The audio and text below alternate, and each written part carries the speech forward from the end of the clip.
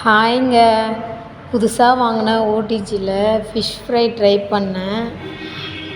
நல்லா வந்திருந்தது.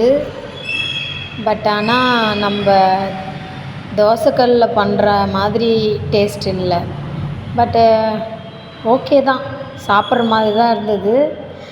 ஃபஸ்ட் டைம்ன்றதால எனக்கு பிடிக்கல, பசங்க சாப்பிட்டானுங்க. இதுக்கப்புறம் அடிக்கடி ட்ரை பண்ணி பார்ப்போம், எப்படி இருக்குதுன்னு பார்க்கலாம். எப்படி இருக்குதுன்னு பார்த்து சொல்லுங்கள், கமெண்ட் பண்ணுங்கள். தேங்க்யூ.